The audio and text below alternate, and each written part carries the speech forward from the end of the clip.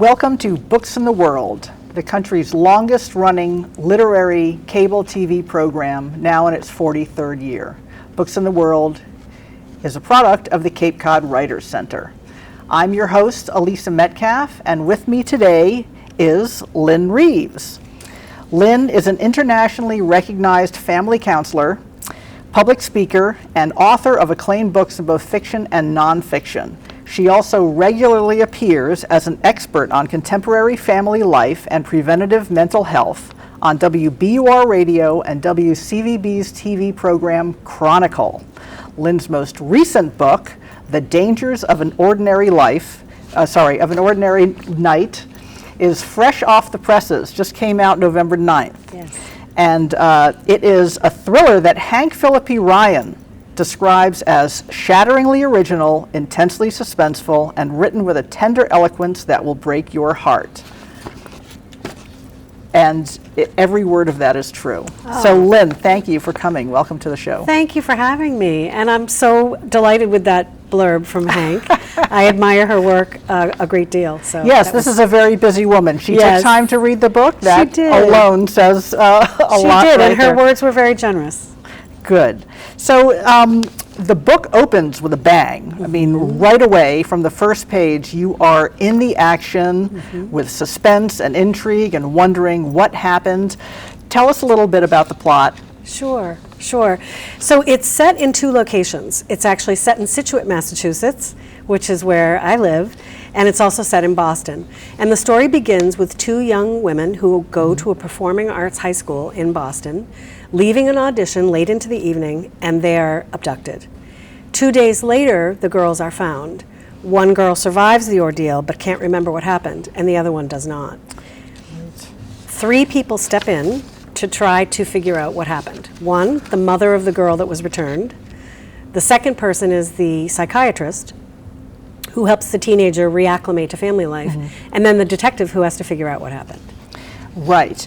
And these characters, I mean, first of all, the abduction is traumatic, and the whole family is blown apart by this.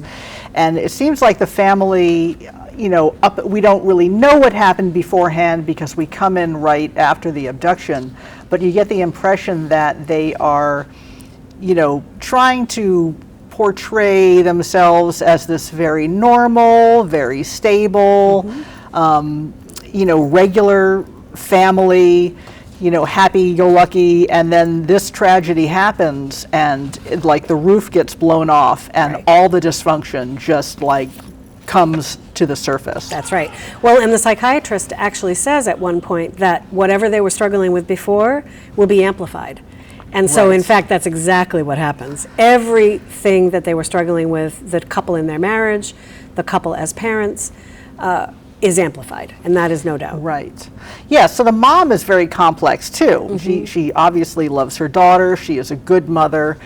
But you find out there's some things beneath the surface. Her husband has a on and off gambling addiction that she seems to be trying to gloss over, and he's lost a lot of money. Right. A lot of her money. A lot of her money, right. And meanwhile, too, you find out she's had a little with the father of the deceased girl. Yes. That they, prior to the incident, had a little, not an affair, but there were feelings. There were feelings, and I would say it really only went that far in the story, is that they had feelings for one another. And part of what happens in this action is that she had contemplated finally leaving her husband. And that was another sort of prelude to what happened, is that she was actually considering leaving him. And it raises the question, is it ever okay to leave someone who's struggling with addiction? Is there ever a time when you relinquish your role as caretaker and you say, I need to think about myself, I need to think about my own life? And it raises those questions. Right. And it seemed like when her daughter came out of this trauma that, she had to redirect her focus toward taking care of her daughter. And I guess, well, she wasn't really taking care of herself. The drinking started, one addiction sometimes can, trigger a few others. So it was really interesting to get into the psychology of this family and see how the each of their own little dysfunctions affected, how they dealt with it. Because a family system is exactly that. What happens to one happens to all. And that's really what I was trying to explore, not only in this family, but in the family of the girl who died, and also in the detective's family. Right. Right? We find out that what happens to one happens to all. And it's true. We work as a system, families do. And Yes. so that's why it's very hard for one to be sort of completely healthy and completely thinking about themselves in the face of other people struggling. Right. And what I also loved, so the book is written in you get a couple of different point of views. You get the mom and the detective, Fitz, right? And Sin is the psychologist, right? Yes. Is it Sin? Is that how Yes. she pronounces her name? Yes. So you get their point of views, and you realize also that here they are, these people of authority. They're sent in to help do the investigation and help the victim psychologically, and you find out, they got their whole stuff They going have on this. too. Yes. that affects how they handle this situation. Absolutely, and in fact, all three people, the mother Nell, the psychiatrist Sin, and the detective Fitz, all are struggling with similar sort of mirror issues, which is that they have fallen in love or they care deeply about someone with a major blind spot, someone who is Yes. struggling in a big way. And so it raises issues of what happens when we're betrayed, what happens when people lie to us, what happens when people, our confidence is shaken because they've been lying to us and we've believed them. Right. They each struggle with that in a unique way. Sure. And the detective, didn't he have a case, or there was something similar, like something parallel going on in his past Yes. that affected how he saw this case, or his his emotional attachment to this case? Yes, he sees this case as an opportunity for redemption about another teenage girl that had passed away, and he believes very strongly that his brother was involved Oh wow! Right. in that situation, and so what's raised for him is whether or not he was complicit, and whether or not he participated by not doing something, by not revealing secrets. So each of them have secrets, and they don't know whether to reveal them or not reveal them to protect the people they love or not to protect the people they love, and that's a really tricky question, because when you care deeply about someone, that's a rock and a hard place. Do I come forward and say what I know, or don't I? Yeah, and we all struggle with that. I Yes. mean, as regular people, but it made me, it kind of brought to the surface seeing the characters in the book and how they're flawed, and it made me realize that people in my real life, these people I look up to, people of authority, they're all just flawed people walking through life like the rest of That's us. right. And it definitely makes you more sympathetic when you think about that. Yeah, and I really care about writing characters that are three-dimensional like that, because we all have moments of likability, and we have moments when we're not our best selves. Right. And so I like painting characters, even the most minor of characters, as people who we could recognize in our daily life, which is someone who we love deeply, who is really wonderful in so many ways, and who also has traits and qualities that are a challenge, right? Sure. Yes. Those flaws are what make us so much fun to be around. It's true. It's true. So in the book, you mentioned that the main character, actually both the main character, the abductee, and the deceased, the girl that died, and I know her name, it was June. Oh, June, right, June Danforth, and they're both in the theater program in high school, right? Yes. And it factors in big in this, like it's a major part. And Yes. I was never in theater as a kid or as a teenager, but you knew the theater kids, and it was like this whole other world. Yep. And you write it so perfectly. Well, that's because I was a theater Okay, kid. well, that's what I wanted to know. So what's your experience Yes. with the theater and all of that? I was a girl who took dance lessons, and I sang, and I did all of that from elementary school on. And by the time I got to high school, I was full in on the theater program. I was in a number of plays and musicals, and I even did theater in college and beyond. It's very near and dear to me. I still enjoy the theater very much. It's a very big part of my life. And I really wanted to write that world because so much of what happens in that world is that you become a family. The community of being in a production together really mirrors family life, which is people play certain roles in the group, not just on stage but off stage. The lead, the people who are in charge, the people who are the shining stars, the ones that we think are going to make it, the ones that are sort of behind the scenes, you know, doing the makeup, doing the hair, doing the costumes. And I really wanted to have that be a microcosm for what happens in families. Right. And so all the characters, including the stage mothers, show up here and really show you that those dynamics are alive and well, even in the theater. Sure. See, now when I was reading the book, I didn't make that correlation, but now that you mentioned it, I'm like, perfect. Yes, it was exactly parallel like that. And it just, the way it flowed was great.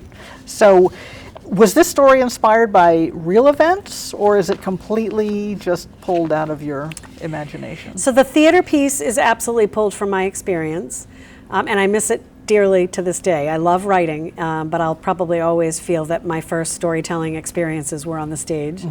But the crime itself, no. I don't have a background in forensics or in crime writing.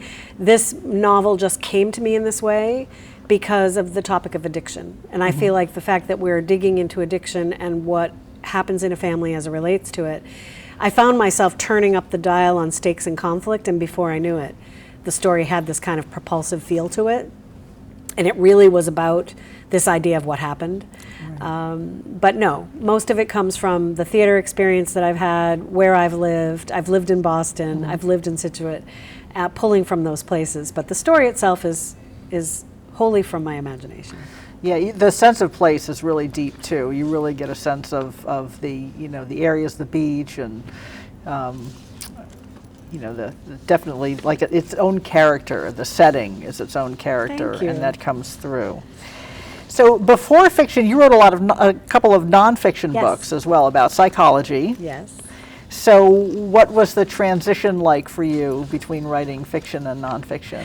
Well, the theater girl wanted to go to Bennington and and major in theater arts, dramatic arts. But I ended up going to nursing school, and I was a nurse in Boston for a number of years at different hospitals. And I then went on to get my master's in education and counseling. So for a time, I wrote about health education and parenting. And I also did a lot of television, did a lot of radio, did a lot of public speaking on these topics. And there was still that part of me, that creative part of me, that wanted to find my way back to storytelling, the kind that I experienced on the stage. And so I started writing fiction, and I explored a story that really was something that came from my counseling practice, which is the loss of a child and the feelings that are attached to that. And my first novel, I approached the editor and agent that had worked on my nonfiction, and plug it. Tell us the name of the name of that book is Life Without Summer. Great. And that was published. Good. And so then I thought, okay, well now I'm still doing my counseling side, but I'm also writing fiction, and I've continued to do that. I still work with schools and families on social and emotional well-being, and then I also write novels. So my first few novels are under my name, Lynne Griffin. But because this novel really does have a different feel to it in terms of the domestic suspense element, I wrote it under Lynne Reeves. Great. So I wear many hats. Yes, and they are lovely hats, very intriguing hats. And you also write for Psychology Today. Yes, I have a blog there called Field Guide to Families, and I try to showcase a lot of books that are about family life, whether it's memoir, nonfiction, or fiction. Because I really think that the written word is a wonderful vehicle to explore these psychology issues. In The Dangers of an Ordinary Night, I very much felt that the topic of addiction through a novel would give people space to examine something that wasn't looking at themselves. So I don't have to look at my life, I don't have to look at the people I might be worried about. But if I look at it through the lens of these characters, I can explore the topic and see what I think about it and wonder what I feel about it with a little bit of safe distance. So these characters struggle, But I'm hoping that it opens the conversation in families where maybe someone cares about struggles. That would be my Yes. hope. Yes, I think about Nell whenever I open a bottle of wine because she Yes. started getting a lot. Yes, and You she know, was starting to think about it too. Like, why am I using Right. this as my stress management? You know, at one Sure. point she says the second glass of wine is the best glass of wine. She knows she's trying to numb herself from this very difficult marriage. Well, and I mean, the trauma, it could have been her daughter. That's You know, the right. daughter's best friend died instead, and there's that piece Yes. too, that everybody is dealing with that loss. Yes. In addition to, well, trying to find out who abducted the girls. You know, is this person still out there? Right. And it is a trauma to have been through an experience and then, even if it had a positive outcome, still feel that you need to process it. At one point she says, I'm a member of an ugly little club. She'll forever be known as the mother of the girl that was returned. Right. Right? And that is a persona she didn't ask for. It's a role she didn't want to play. Sure. And to further, you know, complicate things, she has feelings for the father of the girl that did not survive. That's right. So And will there's their all of that. relationship be able to survive that? Right. Is there going to be a sequel? Everyone's asking me that. You know, there are a couple of characters here who really are still whispering in my ear. So it's Alive, quite, yeah. it's quite possible that they will appear in another novel. Quite possible. Yeah, you never know. So since you are, you know, your background in psychology is so interesting to me, I have to ask you, and you've been doing this for quite a while. Yes. So this up and coming, the Gen Z kids, it's a whole new world for them growing up with a cell phone like glued to their palm. I mean, do you notice a difference in how they have to navigate the world and these complex, like dysfunctional family situations? What's the difference there? And Sure. Well, I think one of the things that I tried to do with this novel was, without getting into social media per se, the whole theater persona and the need to be famous and the desire to be seen is what I was exploring. So again, without explicitly talking about how teenagers are impacted by Facebook and Instagram and TikTok and all of these things, I've done it through the theater, because the students at that school are absolutely trying to create a public persona. Right. And they are seeking fame in many, many destructive ways. And that is really a mirror for what's happening with social media, that there is a sense that we are curating our outward self, but we're not revealing our inner self. And there's a lot of danger in not revealing your inner self. If you're a teenager and you're worried about fitting in or feeling anxious or feeling down, and you can't talk to anyone, the only thing you can do is curate a persona that fakes that, or Right. you know, sort of disguises that. And I think we are rightfully worried about a generation that feels that they have to curate a self. Sure. Yeah, it is troubling. And, you know, I worry that, you know, through boredom comes creativity. Right. And if you're always looking for some outside stimuli through that darn phone. Right, and there are a lot of mixed messages too, and I try Sure. to grab that a little bit here too in the novel, that there's myths around teenagers not needing their parents, right? That's not a myth. They need them. They just need them to be reacting and responding differently to them. They maybe don't want to be told what to do, but they want a safe space to be able to talk, Sure. right? They don't want to say, hey, I did this thing that I shouldn't have done. They want a safe space to say, I made a mistake. So we have to really be careful with how we parent teenagers, Right. so that they remain open to us.